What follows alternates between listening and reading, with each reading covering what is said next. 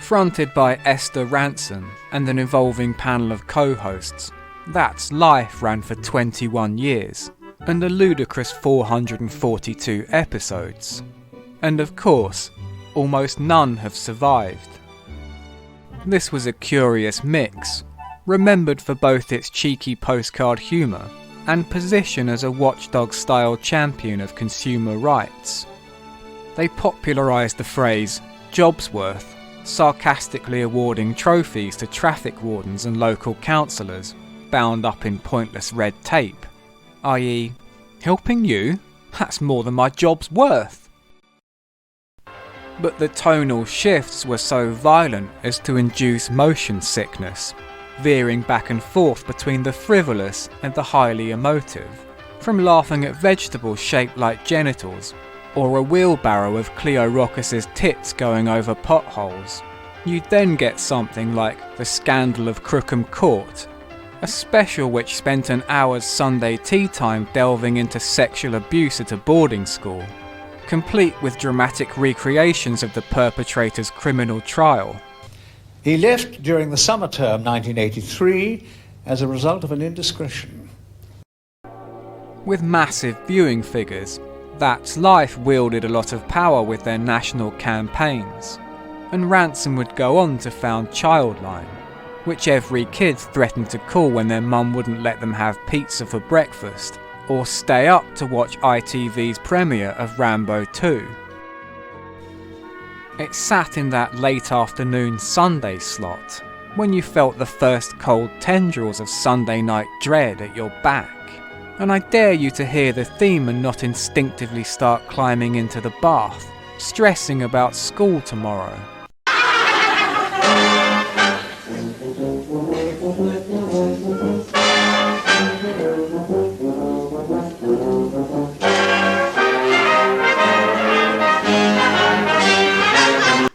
As you'll have observed, it's another "the title's in the melody" tune.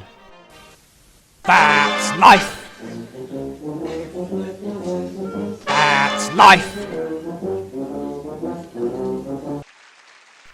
This series is the thing that I, as a video essayist digging out nonsense, loved the most. The magazine show. And we begin with half an episode from 1980. Ranson's dressed like a Victorian ghost bride, with her gnashers possibly the era's most impersonated body part, more famous even than those of Scylla or Janet Street Porter.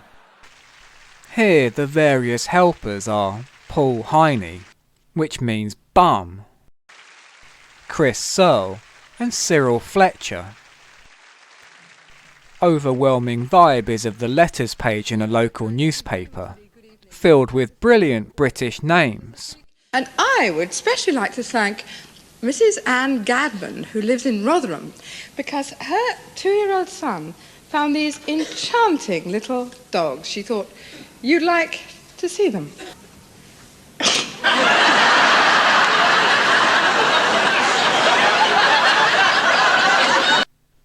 There's people writing in with the funny things they've spotted. Mrs. Stockley found a picture in her local Cheltenham paper of Andrea George, 25, who is a cleaning lady with a difference. Mrs. Reed found an advertisement in the Ayrshire World for ladies, tickless anorex, ideal for a lady with a long droopy moustache.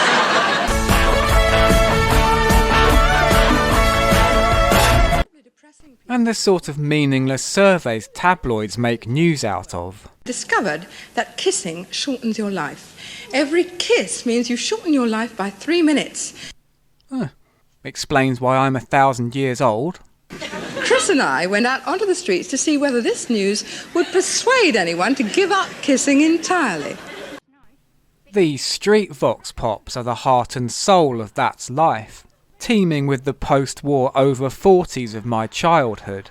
Men in flat caps, and identical women in headscarves and overcoats down to the ankles. Oh, what a load of old cobblers there is. You like a lot of kissing? Oh, can't get enough. Have you heard the latest news that some French research has discovered that kissing is dangerous? I always believe that to be the case. Really? Oh, yes. Kissing why? Well, it leads to other things. See, that's what you see. I've got that sort of romantic lip. Romantic lip, you see, which is undoubtedly which appeals to most women. Now, if anybody would like to be kissed, Anyone like this gentleman? keeping an orderly queue. What mustn't get lost here is the fit on these kids.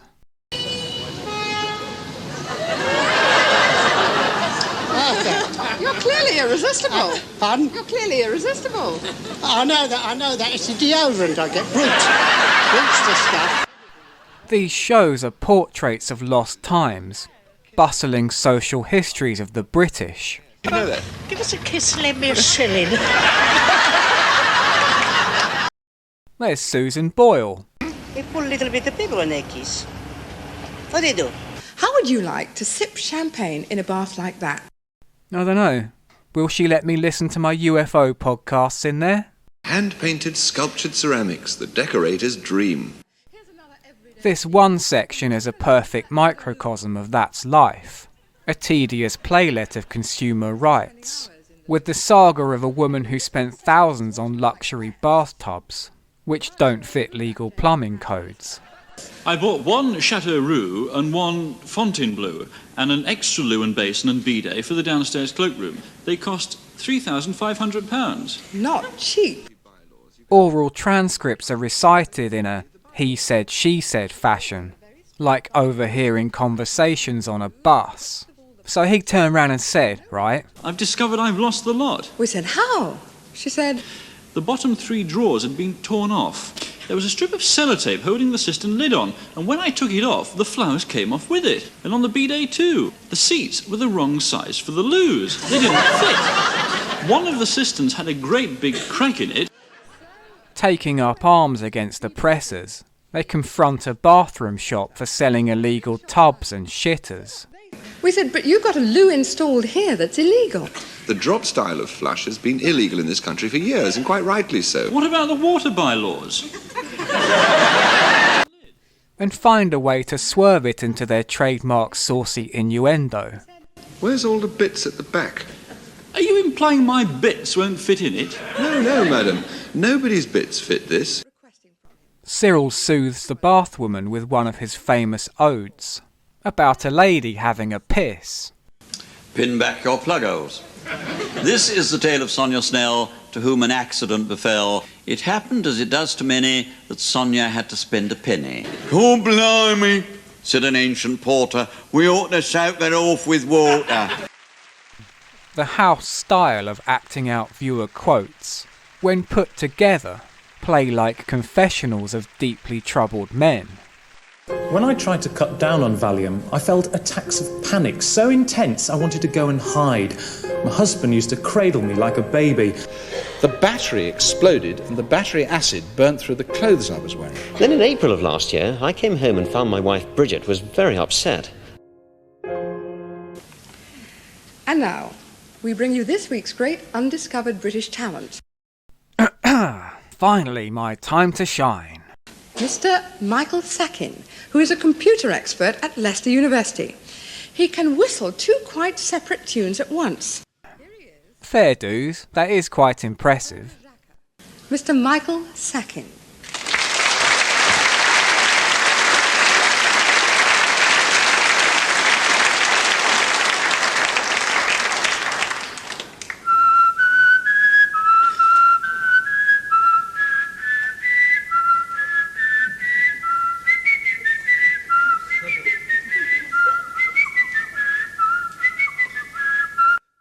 They did love their hidden talents, and that's life's most iconic bit was a dog who said the word sausages when someone was holding and moving its mouth. Talented pet sections were so popular, they had enough for a bunch of clip shows, even putting out a video. Look at this one from 1991. I've heard about that club in Thailand. Why did you want to teach her to count? Well, I didn't particularly want to teach her to count. It was just that I'd been in household, kids were out at school. And it was just something to do, sort of thing. Count to 7 then. What's that one?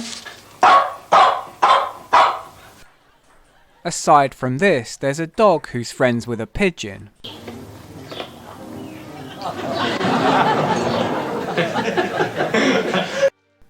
A Rottweiler who's pals with a deer. A dog who's adopted a cat. An invisible dog lead prank, showcasing some classic That's Life old ladies. Stop, I've told you before, I'm sorry. Sit. Good boy.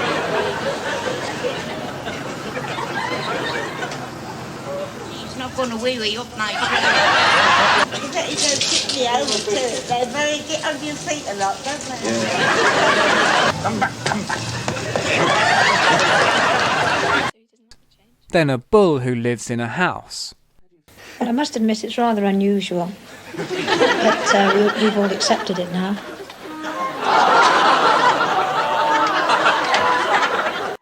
Which sounds fun, until you think about all the... Oh, gosh!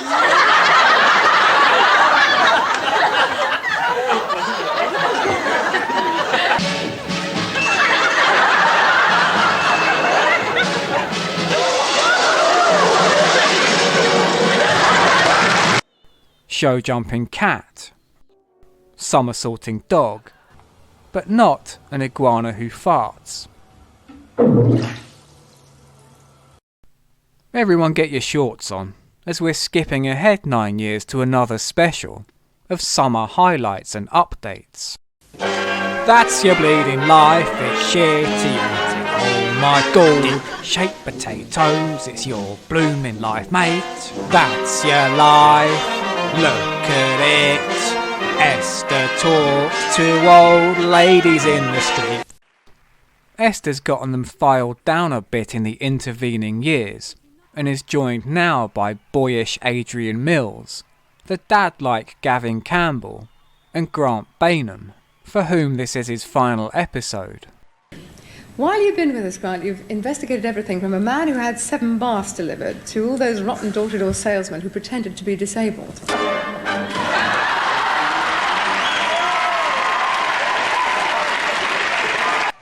Plus, Doc Cox. Cox is a strange fit for the family living room on God's special day, having spent most of his career under the stage name Ivor Biggin, doing songs about stiffies, farts and wanking. I'm a wanker, and it does me good like it bloody well should. I'm a wanker, and I'm always full in my hood. Well, there were some foreign menus that lent themselves to a song. Make the most of it, everyone. We'll be cancelled by the end of this. Let's remember the moment Doc went to Brighton to sing the Salmonella Serenade.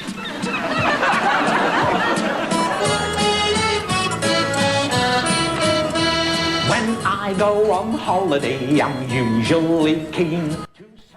You could not get away with that level of earnest wackiness today.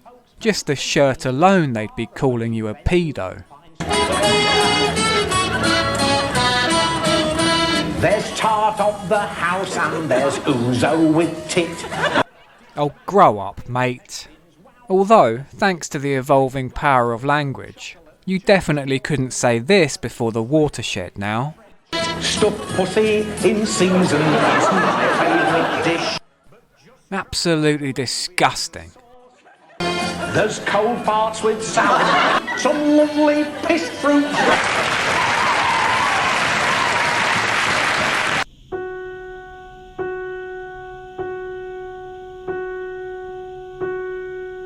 I've been made to feel just like a leper, unclean, ring the bell. I had no choice. I had to buy yet another load of bathroom stuff in a terrible plum colour. I'm 51 now. I've spent all my adult life on tranquilizers.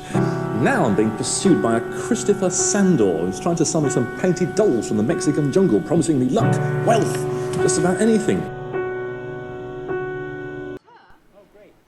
This week there's a heavy focus on taking down a bogus astrologer, involving, for convoluted reasons, chasing Rolls Royces. What is the secret of your success? I think you've got the wrong man. What's the secret of your success? Clean living. Plus reading out letters using funny foreign accents. For the next 2.5 to 4 months, I know you are a warm, caring person with a good heart. Dear friend, my tale goes back to January. Take it to heart. I owned a grocery store and it wasn't easy. And I brought lots of corn for the coffee. To my customers, it was about this time the landlord made me sign a new expensive lease. Fuck me, it's like cancellation bingo. I plunged into despair. Darkness closed in over me like a huge, heavy blanket. House. In the end, Adrian would Roger Cook them at their offices. Well, we just like... You have to leave the building. We'd just like to know... Hey, that's our camera. Will you leave the camera alone, please? Why, what's the problem? We'd just like to know why you're ripping people off in Great Britain. Because we've got a lot of consumers who would like to know this. How about some more cheap laughs with members of the public? What I'd like to know is, do handsome young men find you attractive? You'd be surprised. Are men attracted to you? They were once.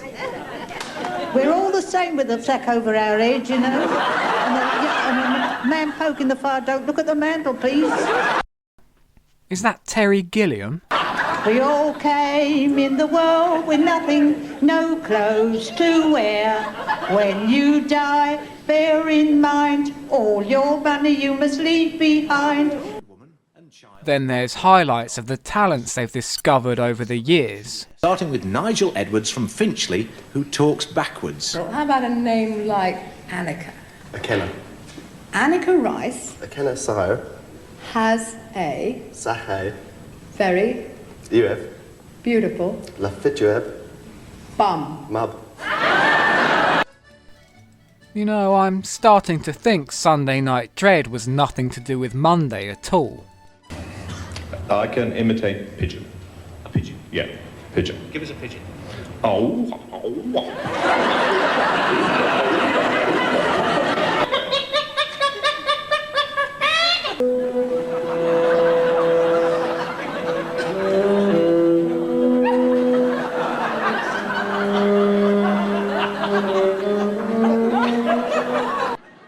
Still, kids are always funny, aren't they? So laugh yourself sick at a child hockey player. Can you score a goal? No. Yes, I can. A child bowler. A child Michael Jackson. Child Michael Jacksons. But don't relax, never relax. You take a breath with this lot, and it'll jump from dogs up ladders to, well... You may remember we talked about the terrible damage that can be done to children's teeth, that a toddler may have to have their teeth extracted. But now we're hearing about a new danger. These children all had terrible damage done to their teeth. Some even had to be extracted because the natural sugar and acid in the fruit juice caused very serious decay. Shocking pictures, aren't they? Some of it really makes you appreciate how fast society moves. Like a campaign to have children's seatbelts in the back of cars, from a time everyone's kids were just wriggling around back there all loose. For Gen Z, it must be like finding out people used to quiet down babies with cigars. The Department of Transport saying that at the end of this week, Friday, September the 1st, a new law will come into force, and it means that if you have children travelling in the back of your car and the car has seatbelts... Don't bang your mic, asshole! It's all lovely stuff to hear at tea time. But the little boy fell forward and split his skull open on the gear lever and died. May we show you again the film that was made at our request by the Transport and Road Research Laboratory? Seeing as you asked so politely. Now, if you see how he comes through that windscreen, you'll see that all the impact of breaking glass is on his skull and his face. The laboratory tell us he's terribly injured and very probably he's dead. There's no pulse in the CPR dial either. Call an ambulance. Grim shots of dead child dummies play out over a funereal audience silence. And that 9-month-old baby is certainly dead. Even though they did have options. I farted, I've made a trouser cuff.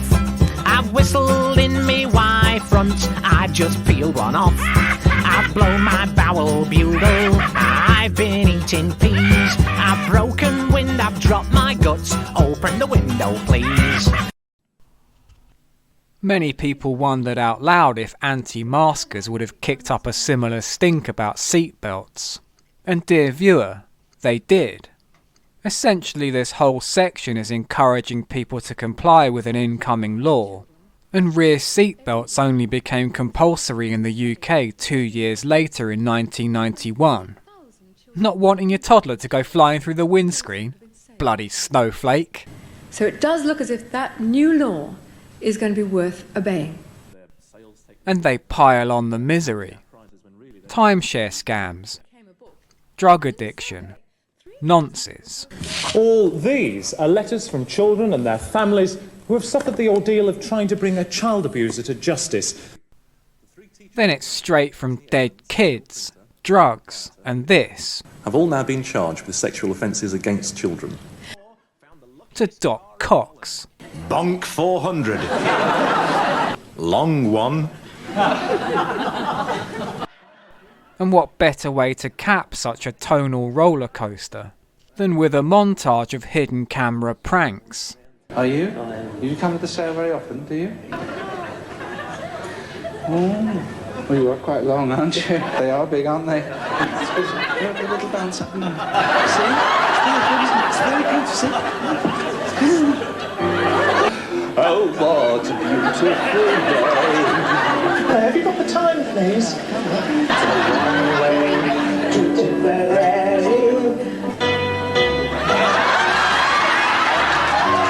What's this for? Yeah. These are my keys. Summertime!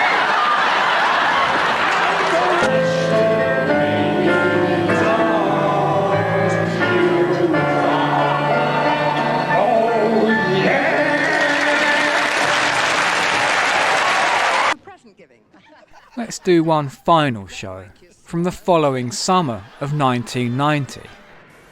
Fuck my life, please end my life, sir, I beg you. Come on, take me off to Dignitas. That's life.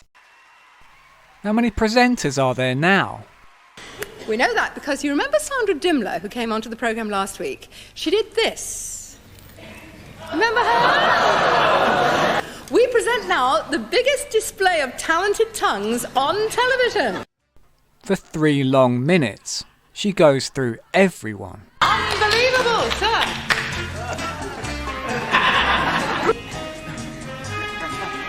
You do.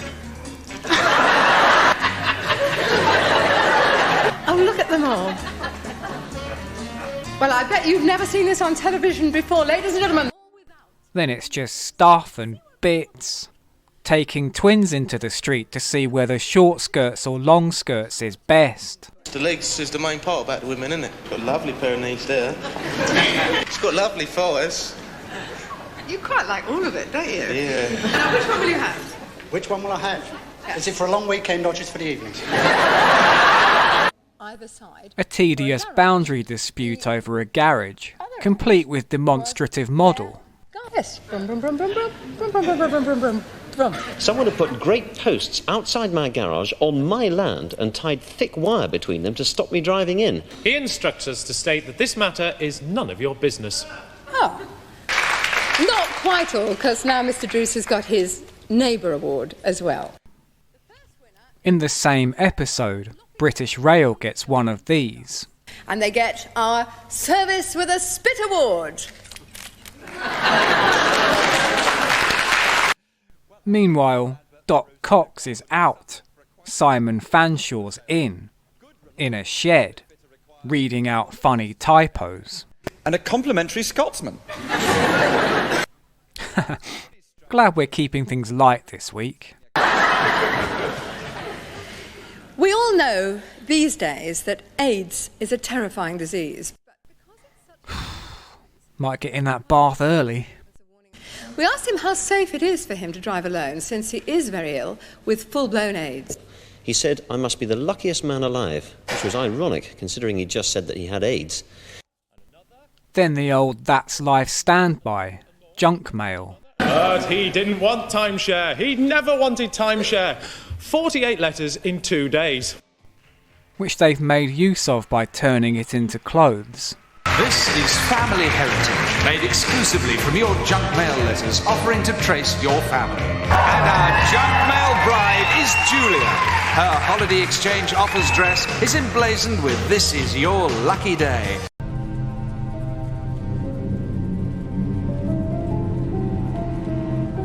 Nemo dat quod non habet. I didn't say anything. I just cried. Who could have hated lovely 30-year-old, 30-foot-high trees with a little semi-tame squirrel that lived in our hazelnut tree? He's gone too. I know it was stupid, but I'm a single parent, and at the time I was going through a rocky patch in my life. I've just won £2,000 on the football pools. They knew I had AIDS. At least there's a nice story to finish on, with a chicken who adopted some orphaned kittens. And I come in and I says to the wife, I says, we have got a problem. She says, what's wrong? I says, I believe the cat has been killed. And I says, if that's the case, we'll have to get rid of the kittens because they're too young. They're only 5 or 6 days old. One part I do really like is how the weekly credits are a hand-drawn representation of all the things they've talked about. The lighter stuff, anyway. Can't see any AIDS on there. As a show, it seems almost impossible to describe, but can be done with only one word. Britain. These champions, these victims, these men who play a flute with their nose.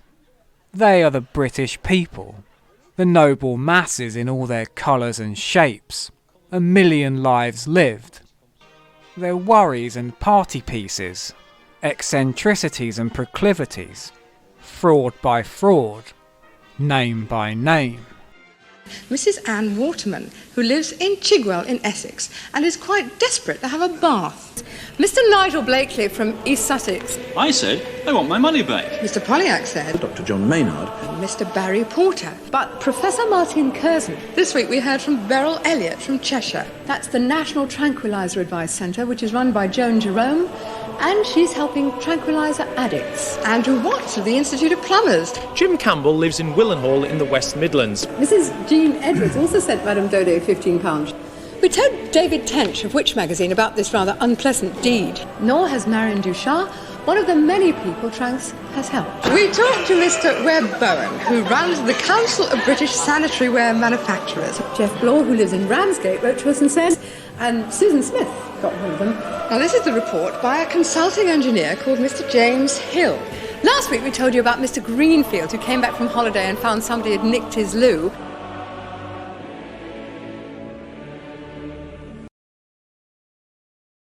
What will you give us for an encore, Mr. Suckin? Well, how about 3 Blind Mice?